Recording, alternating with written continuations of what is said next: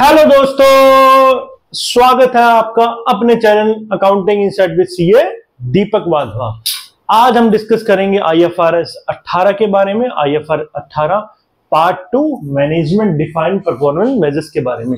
जैसे कि आपको पता है कि हमने लास्ट वीडियो में डिस्कस किया था आईएफआरएस 18 के बारे में कि आईएफआरएस 18 में क्या क्या चेंजेस आए हैं, और हमने डिस्कस किया था कि मेनली चेंजेस 3 कैटेगरी में आए हैं। प्रॉफिट और लॉस में 2 नए सब टोटल आए हैं जो मैंने डिटेल में डिस्कस किया था। आज हम सेकंड पार्ट डिस्कस करेंगे मैनेजमेंट डिफाइंड परफॉर्मेंस मेजर्स के बारे में, और अगली क्लास में अगले वीडियो में हम डिस्कस करेंगे एग्रीगेशन डिसएग्रीगेशन के बारे में। तो आज का जो टॉपिक है वो है डिटेल में डिस्कशन के लिए मैनेजमेंट डिफाइंड परफॉर्मेंस मेजर्स, जिसको हम एमडीपीएम्स या एमपीएम बोलते हैं, क्योंकि स्टैंडर्ड में वर्ड यूज किया गया है एमपीएम्स, तो मैं भी यूज इस वर्ड को करूंगा एमपीएम। वैसे इसकी जो फुल फॉर्म होती है वो होती है मैनेजमेंट डिफाइंड परफॉर्मेंस मेजर्स। जी, एमपीएम क्या होता है? देखिए, इससे पहले हमें एमपीएम से पहले हमें ये जानना जरूरी है कि परफॉर्मेंस मेजर्स होते क्या हैं।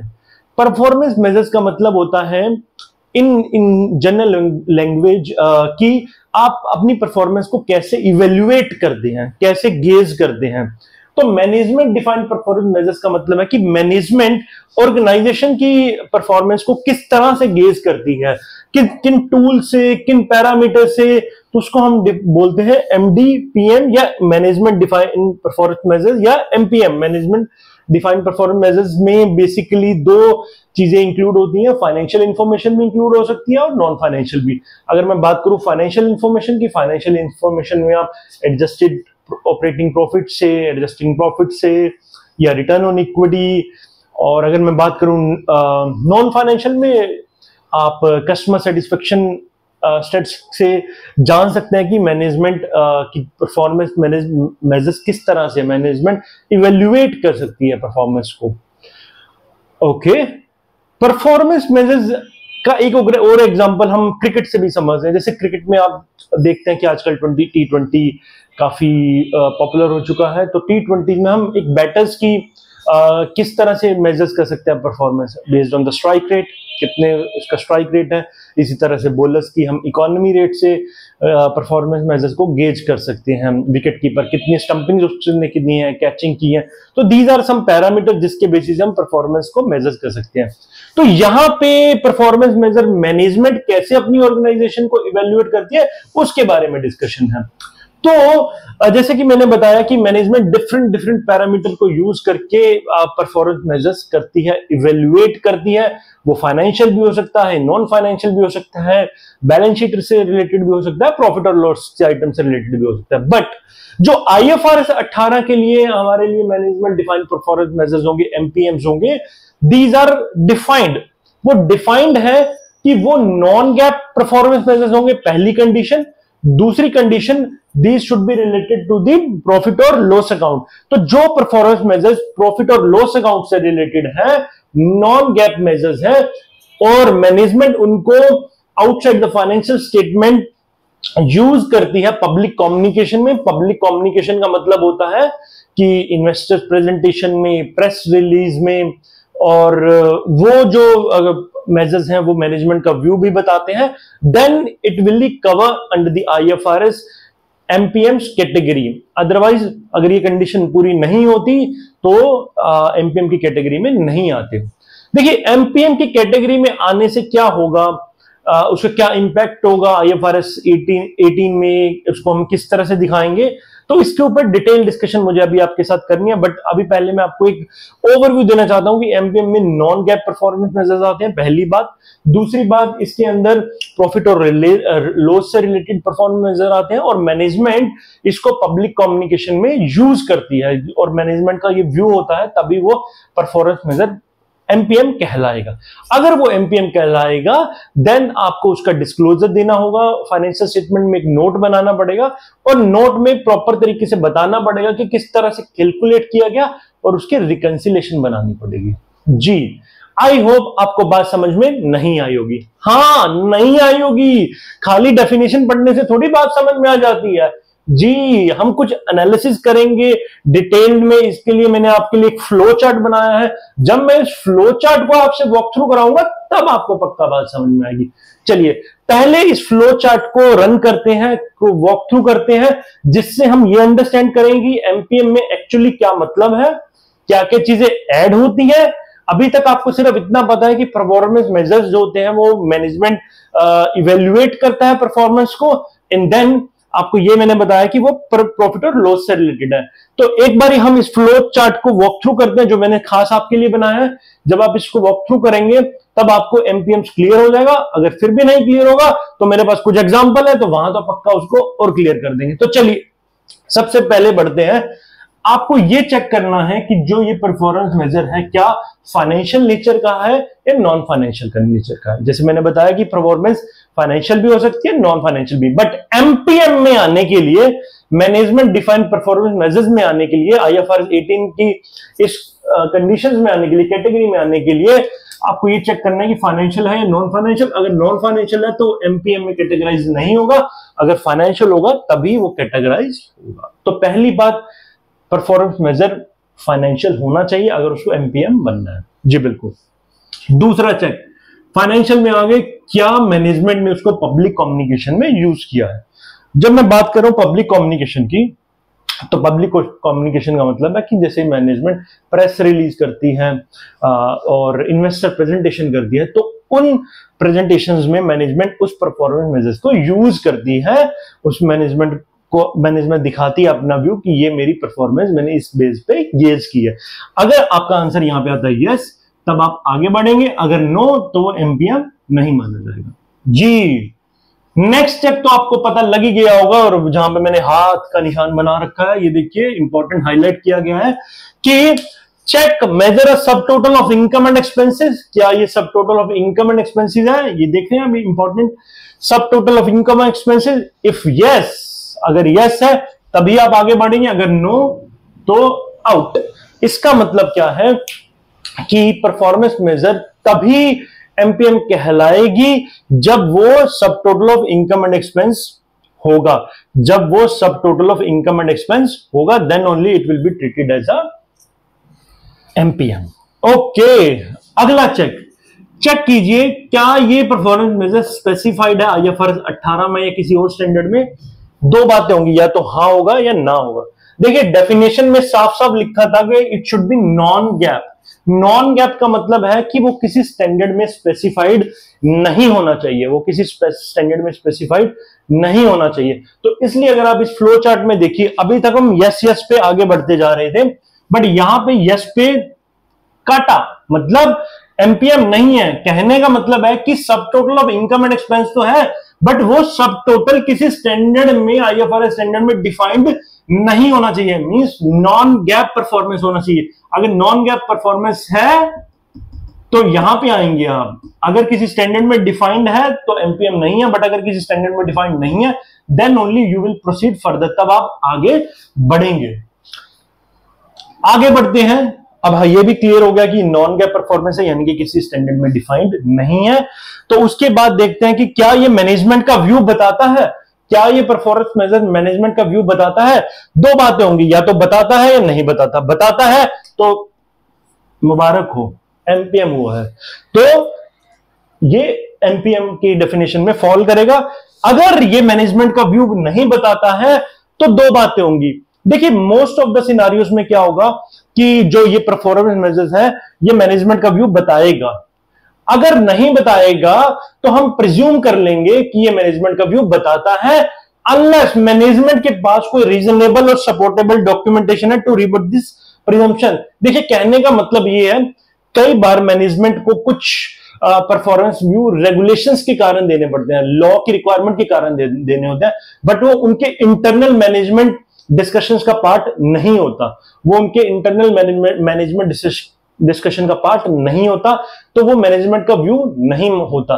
तो अगर मैनेजमेंट के पास कोई ऐसा प्रूफ है कि अगर उन्होंने कोई परफॉर्मेंस मेजर्स दिखाया है ड्यू टू सम रेगुलेशंस, तो वो बता सकते हैं कि ये जो परफॉर्मेंस मेजर हमने दिखाया ये रेगुलेशंस के कारण दिखाया है, ये हमारा व्यू नहीं है। तब आप इस कैटेगरी में फॉल करेंगे कि मैनेजमेंट के पास एक प्रूफ है कि ये जो व्यू हमने दिखाया, परफॉर्मेंस व्यू मेजर्स दिखाया, ये हमारा व्यू नहीं है, but this is due to the regulation. Then आप इस कैटेगरी में आएंगे और यस में, यानी यहाँ पे ये एमपीएम की कैटेगरी में फॉल नहीं करेगा। बट अगर मैनेजमेंट के पास कोई ऐसा प्रूफ नहीं है, तब आप एमपीएम माने जाएंगे, तब आप यहां पे आएंगे और ये एज्यूम कर लिया जाएगा कि ये एमपीएम है। तो अगर मैनेजमेंट के पास ऐसा कोई प्रूफ है जिससे वो प्रूव कर दे कि ये हमारा व्यू नहीं है, देन आप एमपीएम नहीं है कि कैटेगरी में नहीं आते। बट अगर मैनेजमेंट प्रूफ नहीं कर पाती तो हम एज्यूम कर लेंगे कि ये एमपीएम है।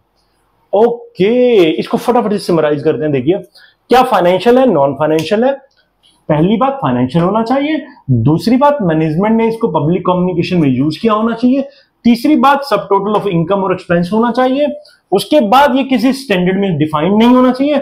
उसके बाद ये मैनेजमेंट का व्यू होना चाहिए। अगर ये सब कंडीशंस पूरी हो जाती हैं, then it will be categorize as a MPM. जी, एमपीएम तो आपको समझ में आ गया। सर, अभी भी हमें 80 to 90% समझ आया, 10% का अभी भी गैप है। यहां जब हमने पढ़ी थी खाली डेफिनेशन तो हमें 20-25% समझ आया। यहां पे अच्छे से समझ में तो आया, बट 80-90%, 10% क्योंकि नई नई डेफिनेशन है, नई नई टर्म्स पढ़ रहे हैं, तो थोड़ा सा टाइम तो लगेगा डाइजेस्ट करने में। I agree with you. जब मैं आपके साथ कुछ एग्जाम्पल डिस्कस करूंगा तब आपको 100% बोल रहा हूं, डंके की चोट पे बोल रहा हूं कि सब समझ में आ जाएगा। देखिए, कुछ एग्जाम्पल्स करते हैं, देन आप उसको इजीली समझ जाएंगे कि एमपीएम में क्या क्या चीजें फॉलो होती हैं। फिर जब मैं एक समरी बताऊंगा आपको, तब तो आप छा ही जाओगे, क्रिस्टल क्लियर हो जाएगा। तब तो आ जाइए, देखते हैं। सबसे पहले एडजस्टेड प्रॉफिट। एडजस्टेड प्रॉफिट मुझे बताइए, एक परफॉर्मेंस मेजर है? हाँ है। क्या फाइनेंशियल है या नॉन फाइनेंशियल? सर फाइनेंशियल है। क्या मैनेजमेंट ने इसको यूज किया है पब्लिक कम्युनिकेशन में? जी हाँ, यूज किया है। क्या ये सब टोटल ऑफ पीएनएल है, इनकम एंड एक्सपेंस का सब टोटल है? क्या ये आईएफआरएस 18 और अदर स्टैंडर्ड में स्पेसिफाई किया गया है? नहीं, क्योंकि आईएफआरएस 18 में तो 2 सब टोटल डिफाइन किए थे जो हमने पिछली क्लास में देख लिए थे। ओके, तो अब यहां पे आगे, क्या ये मैनेजमेंट का व्यू है? हम मानते हैं कि ये मैनेजमेंट का व्यू है। मैनेजमेंट के पास कोई ऐसा प्रूफ नहीं है जिससे वो रिबूट द प्रिजम्पशन कर पाए, तो इसका मतलब ये एमपीएम है। ओके, तो आपको इस तरह से फ्लो चार्ट में चलना है, एक एक स्टेप को पार करते निकलना और देखना है कि एमपीएम है या नहीं है। सिमिलरली आप एडजस्टेड ऑपरेटिंग प्रॉफिट को भी इस तरह से बता पाएंगे कि एमपीएम है। मैं मानता हूं कि आप बता पाएंगे इस तरह से। नाउ मैं चलता हूं ऑपरेटिंग प्रॉफिट में। ऑपरेटिंग प्रॉफिट में देखिए, क्या ये फाइनेंशियल है या नॉन फाइनेंशियल है? फाइनेंशियल है। इसको यूज किया गया पब्लिक कम्युनिकेशन में? यस। क्या ये सब total of income and expense है? यस। क्या ये स्पेसिफाइड है या फिर 18 या किसी और स्टैंडर्ड में? हाँ। हाँ का मतलब एमपीएम नहीं है, क्योंकि ये ऑलरेडी किसी स्टैंडर्ड में स्पेसिफाइड है, तो ये आपके एमपीएम का पार्ट ना। देन उसके बाद free cash flow, return on equity और नेट डेट, इन तीनों को एक ही बारे में डिस्कस करते हैं। एक ही तरह की नेचर है इनकी। फाइनेंशियल है या नॉन फाइनेंशियल? फाइनेंशियल। क्या ये पब्लिक कम्युनिकेशन में यूज हुआ है? हाँ भी हाँ। क्या ये सब total of income and expense है? ना। अगर ना तो एमपीएम भी ना, खत्म।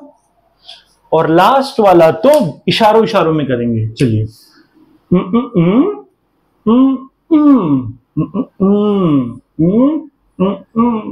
Customer satisfaction. तो नॉन फाइनेंशियल है तो एमपीएम है ही नहीं, बात ही खत्म। ओके, तो अब हमें और ज्यादा क्लियर हुआ कि एमपीएम क्या होता है, क्या क्या चीजें आती हैं, क्या क्या चीजें नहीं आती हैं। सर एक बारी 2 मिनट के अंदर एक समरी बता दो एमपीएम की, फिर आगे बढ़ेंगे कि क्या क्या डिस्क्लोजर रिक्वायरमेंट है। लो, आपने बोला और मैं नहीं बताऊंगा, तो सुनो जरा। एमपीएम एक नॉन गैप परफॉर्मेंस मेजर है। आपको यह पता लग गया, नॉन गैप का मतलब होता है कि जो आईएफआरएस 18 या किसी अदर स्टैंडर्ड में डिफाइन नहीं है। जी क्लियर है। उसके बाद ये सब total of income and expense है, ये भी आपको क्लियर हो गया होगा, क्योंकि इसमें प्रॉफिट और लॉस के बारे में, इनकम एंड एक्सपेंस के बारे में बातें होती है, बाकी चीजों को हम इग्नोर कर देते हैं। क्या मैनेजमेंट ने इसको कम्युनिकेशन में यूज किया है आउटसाइड दी फाइनेंशियल स्टेटमेंट, जैसे इन्वेस्टर प्रेजेंटेशन, प्रेस रिलीज किया है? तो आगे बढ़ेंगे। और क्या ये मैनेजमेंट का व्यू है? जी हाँ, अगर मैनेजमेंट का व्यू है देन ये एमपीएम में फॉल करेगा। और परफॉर्मेंस मेजर आपको पता है कि वो तरीके जिससे मैनेजमेंट इवेल्युएट करती है अपनी परफॉर्मेंस, गेज करती है अपनी परफॉर्मेंस, आंकती है अपनी परफॉर्मेंस कि क्या क्या अच्छा किया, क्या बुरा किया, तो उन फैक्टर्स को परफॉर्मेंस मेजर बोलते हैं। परफॉर्मेंस मेजर में भी फाइनेंशियल और नॉन फाइनेंशियल, बट एमपीएम में आने के लिए आपको फाइनेंशियल परफॉर्मेंस मेजर को ही काउंट करना है। तो इस तरह से हम इसको समराइज कर सकते हैं। आई होप ये बात आपको समझ में आ गई होगी, बहुत अच्छे से समझ में आ गई है। चलिए आगे बढ़ते हैं। फिर अगर एमपीएम आ गया, अगर एमपीएम बन गया, तो उसके बाद आपको क्या करना है? नया डिस्क्लोजर फॉर एमपीएम क्या बताता है आईएफआरएस 18 में कि आपको एक नोट बनाना है। Notes to account, statement of notes to accounts में आपको बताना है कि एमपीएम क्या है, how it is calculated, calculate कैसे हुआ। इन एडिशन टू दैट, सबसे इंपॉर्टेंट आपको यह बताना है, इसको रिकंसाइल करना है आपको सब टोटल ऑफ इनकम और एक्सपेंस के बारे में। सर ये क्या होता है? देखिए, आपको पता है हमने लास्ट क्लास में डिस्कस किया था कि हमने कुछ सब टोटल डिफाइन किए थे इनकम और एक्सपेंस के, जैसे operating profit for example. Operating profit से इन्वेस्टर्स को पता रहता है कि मुझे किस तरह का डिसीजन लेना है, उनको डिसीजन लेने में आसानी होती है। अब हम यहाँ पे परफॉर्मेंस मेजर्स भी बता रहे हैं, जैसे फॉर एग्जांपल मैंने आपको यहाँ पे लिख के दिखाया था एडजस्टेड ऑपरेटिंग प्रॉफिट या एडजस्टेड प्रॉफिट। तो अब आपको करना क्या है? आपको एडजस्टेड प्रॉफिट और ऑपरेटिंग प्रॉफिट के बीच में अगर कुछ चेंजेस हुए हैं, अगर फिगर सेम है then it is fine, but अगर कुछ चेंजेस किए हैं तो वो आपको बताना है कि इनमें फिगर्स में किस कारण से चेंज आया है। जो वो चेंज आया वो आपको इन्वेस्टर्स को बताना है कि हमारे ऑपरेटिंग प्रॉफिट में और एडजस्टेड ऑपरेटिंग प्रॉफिट में इस वजह से चेंजेस आए हैं। तो आपको वो इन्वेस्टर्स को क्लियरली एक नोट पे बताने हैं कि किस वजह से चेंजेस आए हैं। देन उसके बाद आपको उस जो रीजन था चेंज का, उसका टैक्स इंपैक्ट बताना, क्या टैक्स इफेक्ट आया, और उसका एनसीआई के ऊपर क्या इफेक्ट आया वो आपको बताना है। तो इस तरह से आपको नोट बताना है, बना के दिखाना है, जिसमें आपको परफॉर्मेंस मेजर्स को रिकंसाइल करवाना है आपके सब total of income and expense. जैसे हमने यहाँ पे किया, परफॉर्मेंस मेजर ये था हमारा और सब total of income and expense ये था हमारा। दोनों के में चेंज का क्या कारण है उस चेंज को लिखना है, देन उसका टैक्स इफेक्ट और एनसीआई के ऊपर क्या इंपैक्ट आएगा वो लिखना है। ओके, तो सबसे पहले आपको ये पता होना चाहिए इस एमपीएम में कि एमपीएम के लिए क्या क्या कंडीशंस चाहिए होती हैं एमपीएम एलिजिबल होने के लिए, बनने के लिए। देन आप जब वो बन जाता है तो एक डिस्क्लोजर नोट देना है। डिस्क्लोजर नोट में ये बताना है कि ये एमपीएम कैलकुलेट कैसे हुआ, प्लस आपको ये बताना है उसकी रिकंसिलेशन करके दिखानी है सब total of income and expense से। आई होप आपको बात समझ में आ गई होगी जी। तो आज की वीडियो जो हमारी एमपीएम से रिलेटेड थी यहीं तक है। नेक्स्ट वीडियो में हम डिस्कस करेंगे एग्रीगेशन और डिसएग्रीगेशन के बारे में। तो प्लीज ये 3 वीडियो की सीरीज होने वाली है। पहली वीडियो में प्रॉफिट और लॉस के सब टोटल के बारे में ऑलरेडी मैं डिस्कस कर चुका हूं और आप प्लीज उस वीडियो को भी देखिएगा अगर नहीं देखी। फिर ये वीडियो देखनी है आपको, और उसके बाद थर्ड वीडियो में जब हम ग्रुपिंग, अनग्रुपिंग, एग्रीगेशन, डिसएग्रीगेशन के बारे में बात करूंगा डिटेल में, तो आपको वो वीडियो देखनी है। और उसके बाद मैं उसी वीडियो में कैश फ्लो में जो चेंजेस आए हैं एंड जो की टेक अवेज निकलते हैं तीनों वीडियोस के, वो आपके साथ डिस्कस करूंगा। सो इस सीरीज को प्लीज देखिए और आईएफआरएस 18 में जो चेंजेस आए हैं उनको इनकॉर्पोरेट कीजिए। अभी हालांकि 1 जनवरी 27 से एप्लीकेबल होगा, बट आप इसको एक्टिवली वॉक थ्रू कर सकते हैं, गो थ्रू कर सकते हैं। तो प्लीज चैनल को भी सब्सक्राइब कीजिए और अपने कलीग्स के साथ, दोस्तों के साथ शेयर कीजिए। और नेक्स्ट वीडियो में मैं जो एसीसी स्टूडेंट्स हैं उनके लिए भी कुछ क्वेश्चंस, किस तरह के क्वेश्चन पूछ सकते हैं, तो वो भी लेके आऊंगा। ये 3rd या 4th वीडियोज में मैं इनकॉर्पोरेट करूंगा उस क्वेश्चंस को, तो एग्जाम के लिए वो हैंडी हो सकते हैं। तो please subscribe the channel. Thank you very much, bye.